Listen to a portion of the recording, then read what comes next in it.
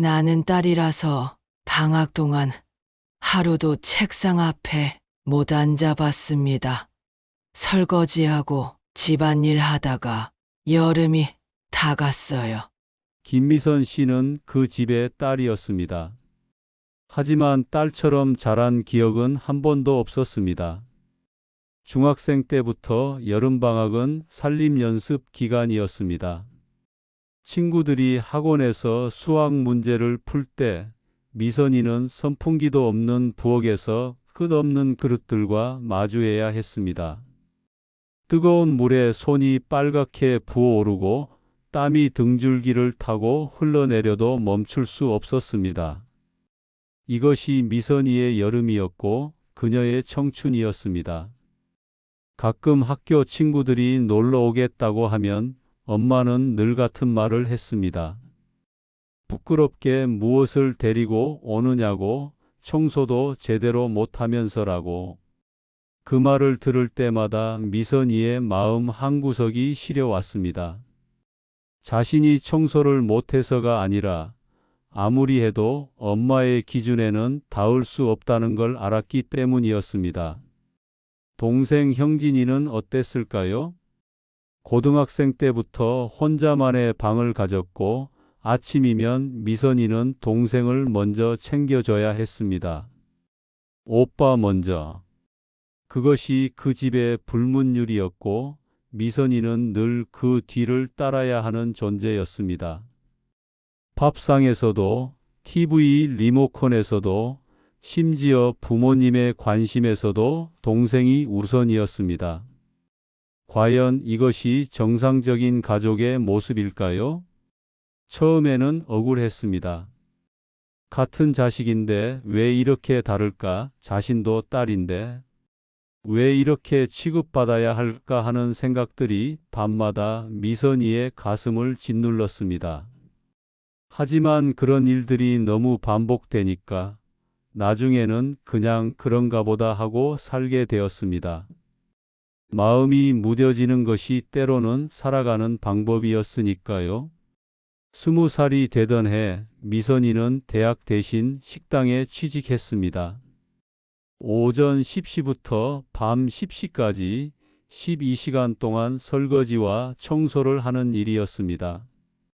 일주일에 하루만 쉬는 곳이었지만 그곳이 집보다는 편했습니다. 적어도 거기서는 자신이 하는 일에 대한 정당한 대가가 있었으니까요. 그런데도 엄마는 매달 집에 돈을 보내라고 했습니다. 내가 번 것은 우리에게도 덕 본 거라고, 가족이니까 당연하다고 말했습니다. 그래도 미선이는 보냈습니다. 왜냐하면 가족이니까요. 적어도 그때까지는 그렇게 믿고 있었습니다. 그러던 어느 날 어머니가 갑자기 쓰러졌다는 연락을 받았습니다. 가게 사장님께 죄송하다며 울며 불며 사정하고 기차를 타고 고향으로 달려갔습니다. 12시간 일하며 모은 교통비를 털어서 말입니다. 병원에 도착했을 때 이미 동생 형진이는 보호자 자리에 앉아 있었습니다. 간호사가 말했습니다. 환자 보호자가 김영진 씨 맞느냐고. 직계가족은 이분 한 분만 등록되어 있다고. 그 순간 미선이에게는 세상이 멈춘 것 같았습니다. 자신도 딸인데 왜 자신은 가족이 아닐까요? 그날 밤 엄마는 눈도 뜨지 못한 채 누워 있었고 동생은 휴게실에서 자고 있었습니다. 그런데 어머니의 핸드폰이 침대 옆에 떨어져 있었습니다. 미선이가 무의식 중에 손을 뻗었고 의료보험 앱 알림 하나가 떠 있었습니다. 보호자 정보 변경 직계자녀 1인 등록됨. 그 순간 미선이의 안에서 무언가가 확 무너져 내렸습니다. 왜 자신은 빠졌을까? 왜 자신은 가족이 아닐까? 20살이 넘도록 그 집에서 살면서 설거지하고 빨래하고 동생 뒷바라지하며 살았는데 매달 번 돈을 보내가며 가족이라고 생각하며 살았는데 정작 중요한 순간에는 미선이는 없었습니다. 잠이 오지 않던 그날 밤 미선이는 처음으로 생각했습니다. 과연 자신은 그 집의 딸이 맞을까? 아니면 그냥 살림하는 사람이었을까? 그리고 더 깊은 의문이 들었습니다. 혹시 자신이 모르는 진실이 있는 건 아닐까? 왜 자신만 이렇게 다르게 취급받는 걸까? 그날 이후로 미선이는 조금씩 그 집에서의 자신의 위치를 다시 생각해 보기 시작했습니다. 과연 진실은 무엇일까요? 며칠째 미선이는 병원 간병인처럼 밤을 지새우고 있었습니다. 형진이는 낮이면 출근한다고 자리를 비웠고 미선이는 병실에서 어머니 옆을 지켰습니다. 이제야 조금 딸 노릇을 하는 기분이었습니다. 비록 그동안 아무도 그런 자리를 허락해 주지 않았지만요. 어느 날 새벽 문득 어머니의 서랍이 미선이의 눈에 들어왔습니다. 작고 오래된 수첩 하나가 마치 그녀를 부르는 듯 놓여 있었습니다. 어머니가 평소에 아끼던 물건이었습니다. 한쪽 모서리는 닳아 있었고 펜으로 끼적인 흔적이 수북했습니다. 미선이는 망설이다가 천천히 그 수첩을 열었습니다. 처음에는 장을 봐야 할 목록, 동생 수업 시간표, 조카 생일 같은 것들이 적혀 있었습니다. 그러다 맨 뒷장에 끼워진 노란 메모지 하나가 눈에 띄었습니다. 손때 묻은 종이에는 이렇게 적혀 있었습니다. 정윤이 1997년 2월 4일 위탁 6개월 아이 이름은 바꿔야 한다. 주민센터 확인할 것. 미선이는 순간 손이 멈췄습니다. 숨도 제대로 쉴 수가 없었습니다. 그 생일은 바로 자신의 생일이었습니다. 정윤이. 처음 듣는 이름이었습니다. 그런데도 이상하게 그 이름이 자신인 것 같다는 확신이 들었습니다. 위탁 6개월. 이름 변경. 주민센터. 이 짧은 문장들이 28해 동안 쌓아온 미선이의 삶을 통째로 흔들고 있었습니다. 과연 이것이 무엇을 의미하는 걸까요? 생각해보니 단서가 없었던 건 아니었습니다. 대학교 다닐 때였습니다. 장학금 신청을 하려고 서류를 떼었는데 미선이의 가족관계 증명서에는 부모 정보가 누락되어 있었습니다. 그때는 행정착오겠거니 하고 넘겼습니다. 또 중학생 때는 형진이가 미선이의 주민등록번호로 장난치다가 호적이 이상하다고 웃은 적도 있었습니다.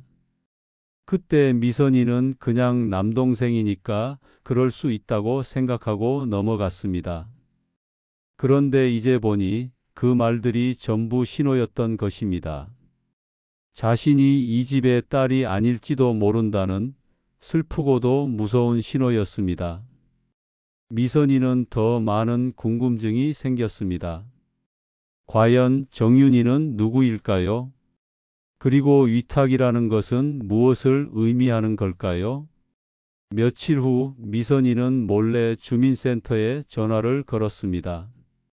자신의 출생신고서를 확인하고 싶다고 말했습니다. 직원의 대답은 충격적이었습니다.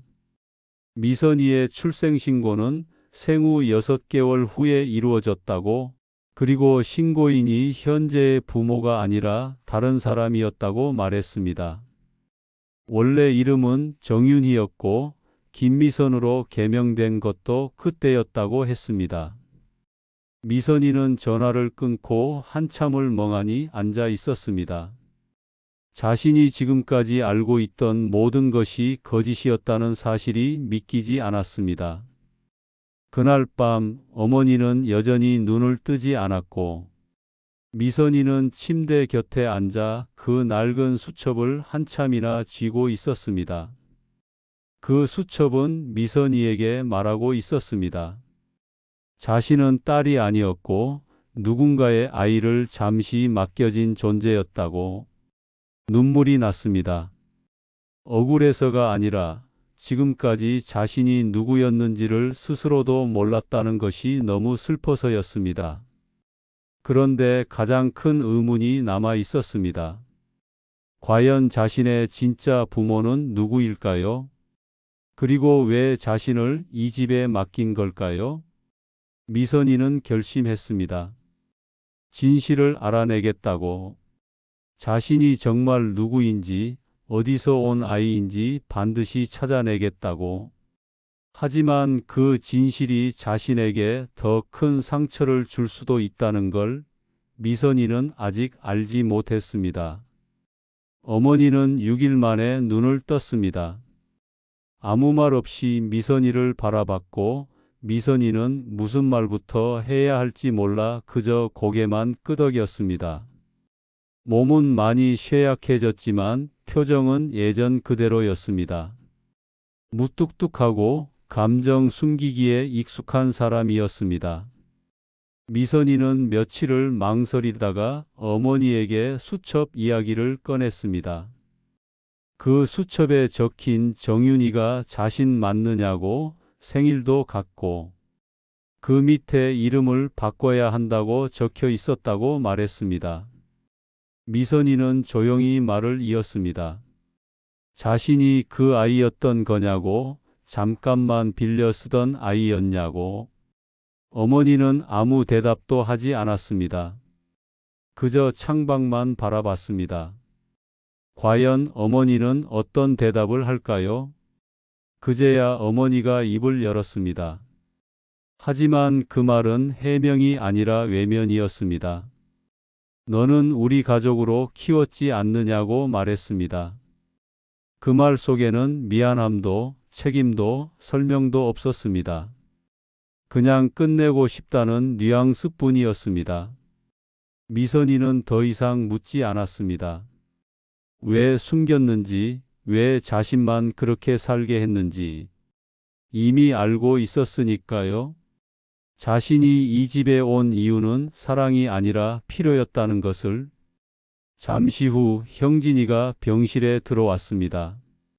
미선이가 앉아 있는 것을 보더니 말없이 시선을 피했습니다. 미선이는 생각했습니다. 이 집에 자신은 항상 곁에 있었지만 한 번도 안쪽으로 들어온 적은 없었다는 것을. 며칠 후 어머니는 퇴원했고 미선이는 혼자 서울로 돌아왔습니다. 그날 밤 미선이는 인터넷으로 입양기관을 검색했습니다. 몇 군데 전화를 돌리다 마침내 자신의 생년월일과 정윤희라는 이름이 동시에 기록된 서류가 있다는 연락을 받았습니다. 보호자 변경 기록, 입양인 인계 확인서, 그리고 친생모 정보 비공개 요청이라는 항목까지. 미선이는 그날 모든 것을 알게 되었습니다. 28해를 함께했던 이 집이 자신이 시작된 곳이 아니라 자신이 잊히게 된 곳이었다는 것을. 하지만 더 충격적인 사실이 기다리고 있었습니다. 입양기관 직원이 말했습니다. 미선이의 친생모가 몇 년 전부터 연락처를 남겨두고 있다고. 딸을 찾고 있다고. 그리고 놀라운 것은 친생모가 미선이와 같은 지역에 살고 있다는 것이었습니다. 과연 미선이는 친생모를 만날 용기를 낼 수 있을까요?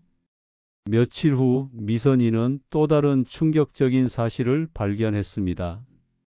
입양 당시 서류를 자세히 들여다보니 친생모가 미선이를 포기한 이유가 적혀 있었습니다. 미혼모였고 경제적으로 어려웠다고. 그런데 가장 놀라운 것은 입양 가정에 대한 조건이었습니다. 친생모는 아이가 사랑받으며 자라기를 원했고 교육도 잘 받을 수 있는 가정을 요청했다고 적혀 있었습니다. 하지만 미선이가 실제로 경험한 것은 정반대였습니다. 설거지와 청소, 동생 뒷바라지, 그리고 대학도 포기해야 했던 현실. 과연 이것이 친생모가 원했던 삶이었을까요? 미선이는 복잡한 감정에 휩싸였습니다. 분노와 슬픔, 그리고 궁금함이 뒤섞여 있었습니다. 친생모를 원망해야 할까요? 아니면 자신을 키워준 가족을 원망해야 할까요? 그리고 무엇보다 자신은 이제 어떻게 살아가야 할까요? 미선이는 결심했습니다. 친생모를 만나보기로, 진실을 직접 듣고 자신의 정체성을 찾기로. 하지만 그 만남이 자신에게 어떤 결과를 가져올지는 아무도 알 수 없었습니다. 그날 이후 미선이는 가족이라는 말에 다시는 마음을 기대지 않기로 했습니다. 그 집은 미선이의 출발선이 아니었습니다. 자신이 누구인지도 모른 채 그저 시키는 대로 주어진 역할만 하며 살아온 28년이었습니다. 이제는 누구의 딸도 아닌 자신의 인생의 주인으로 살고 싶었습니다. 그렇게 마음을 다잡은 날, 미선이는 서울로 돌아와 식당 일을 그만뒀습니다. 사장님께는 솔직하게 말했습니다. 이제 자신의 이름으로 무언가를 해보고 싶다고. 사장님은 웃으며 동네 반찬 가게를 하나 소개해줬고, 그곳에서 일주일에 2번 새벽 배송용 반찬 포장을 맡게 되었습니다. 월급은 적었지만 일이 끝나고 남는 시간에는 근처 복지관에서 성인 검정고시반에 등록했습니다. 28배 다시 교과서를 펴는 것은 솔직히 부끄러웠습니다. 하지만 교실 한쪽에 앉아 필기하며 웃고 있는 또래 아주머니들과 눈이 마주쳤을 때 미선이는 처음으로 생각했습니다. 아, 자신 혼자만 그런 것이 아니구나. 미선이는 자신이 시작한 공부의 첫 장에 처음으로 자신의 이름을 또박또박 적었습니다. 정윤이. 태어나 처음 써보는 자신이 잊고 살았던 진짜 이름이었습니다. 임양기관으로부터는 친모가 현재 외국에 체류 중이며 직접 연락을 원치 않는다는 답을 받았습니다. 서운했을까요? 아니었습니다. 기대하지 않았으니까요. 그 대신 미선이는 자기 자신에게 편지를 쓰기 시작했습니다. 내가 몰랐던 그 시간들, 그 누구도 책임지지 않겠지만 앞으로의 시간은 내가 원하는 대로 살아도 된다고. 그 편지를 매일 아침 책상 위에 꺼내 놓았습니다. 그리고 출근 전에 그 한 문장을 조용히 읽고 나갔습니다. 6개월 후 놀라운 일이 벌어졌습니다. 미선이가 검정고시에 합격한 것입니다. 국어, 영어, 수학 모든 과목에서 평균 이상의 점수를 받았습니다. 축하해 주는 사람은 많지 않았지만 미선이는 혼자서도 충분히 기뻤습니다. 그리고 더욱 놀라운 소식이 들려왔습니다. 반찬가게 사장님이 미선이에게 제안을 한 것입니다. 작은 지점을 하나 더 내는데 그곳의 매니저를 맡아보지 않겠느냐고. 미선이는 망설이지 않았습니다. 1년 후 미선이는 작은 반찬가게의 매니저가 되어 있었습니다. 손님들에게 인사할 때마다 자신 있게 말했습니다. 안녕하세요, 매니저 정윤희입니다.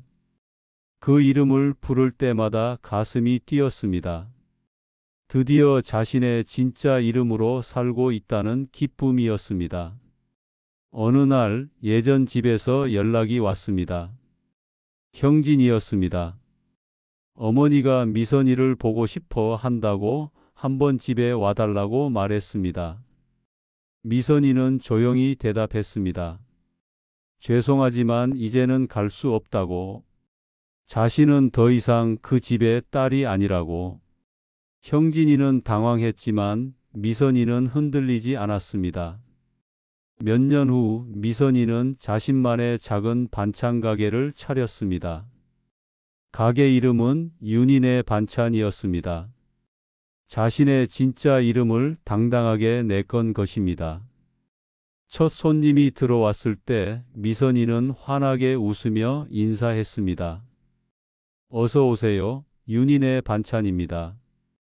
그 순간 미선이는 확신했습니다. 자신은 이제 더 이상 누구의 자식이 아니라고. 자신은 바로 자신이라고. 그리고 이제부터는 자신을 위해 살아갈 것이라고. 미선이의 이야기는 이렇게 끝났습니다. 때로는 혈연보다 자존감이, 가족보다 자립이 더 큰 행복을 가져다 줄 수 있다는 것을 보여준 이야기였습니다. 그리고 무엇보다 자신의 진짜 이름을 되찾고 당당하게 살아가는 한 여성의 용기 있는 이야기였습니다.